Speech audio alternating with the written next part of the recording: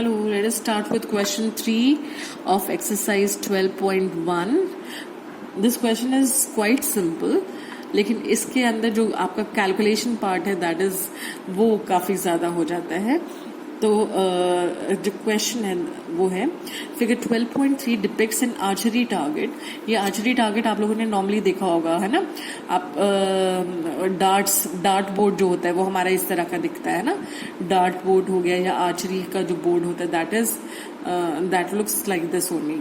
तो it is marked the archery target marked with 5 scoring regions from the center outwards. मतलब centre से अगर हम बाहर की तरफ जाते हैं तो ऐसे 5 आपके रीजन्स हैं, स्कोरिंग रीजन्स. जो अंदर का सबसे अंदर का रीजन है वो है गोल्ड. गोल्ड के बाहर आपका आता है रेड, उसके बाद है blue, then black and then white. The diameter of the region representing gold score is 21 centimeter. अब ये जो अंदर का सर्कल है ना गोल्ड वाला, इसका डायमीटर 21 सेंटीमीटर है. डायमीटर 21 सेंटीमीटर है मतलब रेडियस कितना हो गया इसका 21/2 centimetre. And each of the other bands is 10.5 centimetre wide. अब 21/2 का मतलब 10.5 ही हुआ है ना. अगर आप इसको कैलकुलेट करेंगे तो 21/2 इज इक्वल टू 10.5 सेंटीमीटर. तो जो पहला इनर सर्कल है उसका radius is radius of the gold RG का मतलब radius of the gold circle is 10.5 centimetre. Now radius of the red portion will be equal to, अब आप देख रहे हैं कि ये जो गोल्ड पोर्शन है इसके रेडियस में अगर आप ये जो विड्थ है, ये विड्थ भी कितनी दी हुई है हमें 10.5. ये विड्थ अगर हम ऐड कर दें तो टोटल जो रेडियस हो जाएगा that will be equal to 10.5 plus 10.5 which is 21 centimetre, है ना. इसी तरह से जो आपका radius of the blue portion है ना, radius of the blue portion is 21. ये तो टोटल यहां से लेकर रेड तक 21 हो गया. अब इसमें 10.5 और ऐड करना है तो 21 plus 10.5 centimetre which is equal to 31.5 centimetre. इसी तरह से radius of the black portion will be, ऐसे ही हम इसमें भी 10.5 ऐड करते जाएंगे. आप देख रहे हैं ये गोल्ड पोर्शन था, ये आपका रेड पोर्शन है. रेड पोर्शन के बाद आपका ब्लू पोर्शन आ रहा है. अब ब्लू पोर्शन की विड्थ भी कितनी है 10.5. तो आप देख रहे हैं सेंटर से ये टोटल विड्थ कितनी होती जा रही है 10.5 प्लस 10.5 प्लस 10.5.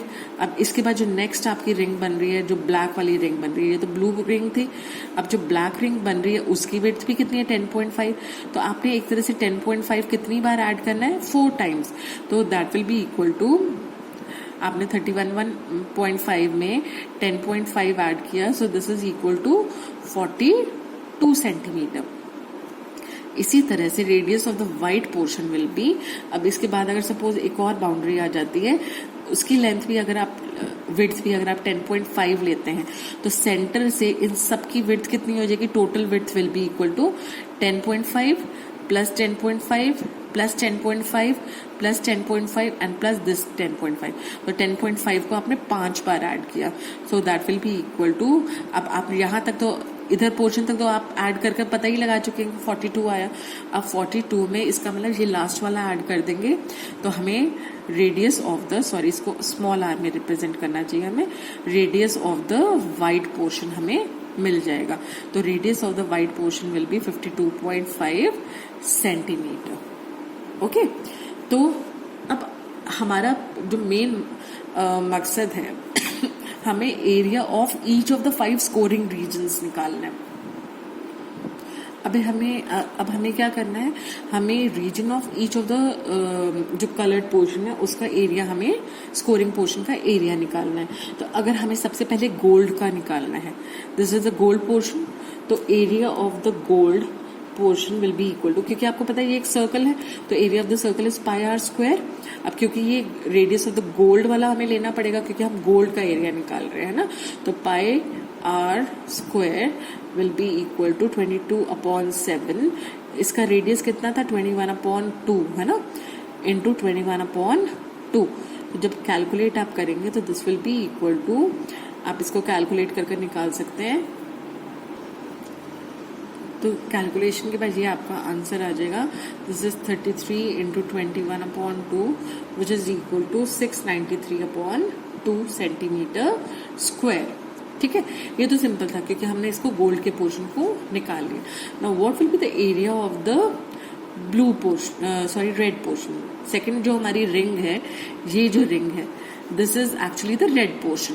तो रेड पोर्शन का एरिया निकालने के लिए आप क्या करेंगे, आप एक इमेजिन करिए कि आपके पास ये एक सर्कल है, ठीक है, इसके अंदर एक और सर्कल है गोल्ड कलर का। अब आपको अगर इस रेड पोर्शन का एरिया निकालना है तो आप क्या कर रहे हैं, आप इस पूरे एरिया में से ये वाला एरिया हटा रहे हैं, है ना। तो आप क्या कर रहे हैं, area of the outer circle में से area of the inner circle हटा रहे हैं। तो एक तरह से आप पाए रेडियस ऑफ आर स्क्वायर में से पाए रेडियस ऑफ गोल्ड स्क्वायर वाला एरिया माइनस कर रहे हैं, है ना।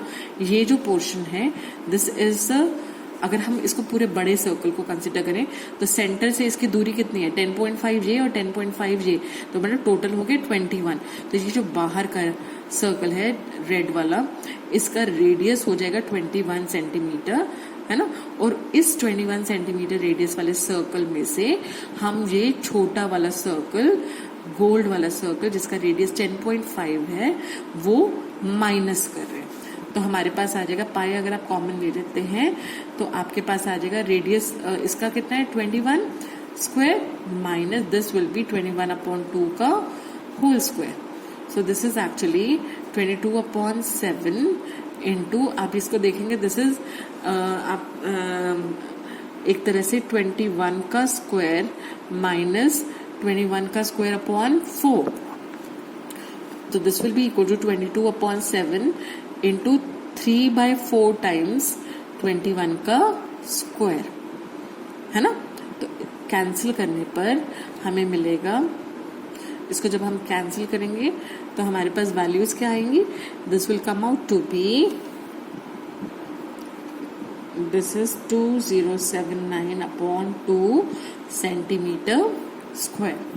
तो आप अब ऐसे कर कर बाकी सारी रिंग्स का एरिया भी निकाल सकते हैं। अब इसके बाद रेड के बाद आपका जो रीजन है नेक्स्ट वो है ब्लू। तो आप ब्लू का एरिया निकालने के लिए इस ब्लू वाले रेडियस को, ब्लू वाला रेडियस आपका कितना है 10.5 को आपने 3 बार ऐड किया है ना, ब्लू वाला सर्कल का एरिया में से आप ये रेड वाले सर्कल का एरिया हटा देंगे। मतलब इस पूरे में से आप ये पूरा वाला हटा रहे हैं, इन दोनों का एरिया हटा रहे हैं। तो एक तरह से आपने रेड वाला एरिया, ये जो है रेड वाले सर्कल जिसका रेडियस 21 सेंटीमीटर है, वो रिमूव कर देना है। इसी तरह से आप बाकी सारे भी करेंगे तो you will be able to find out the area of all these rings. Okay.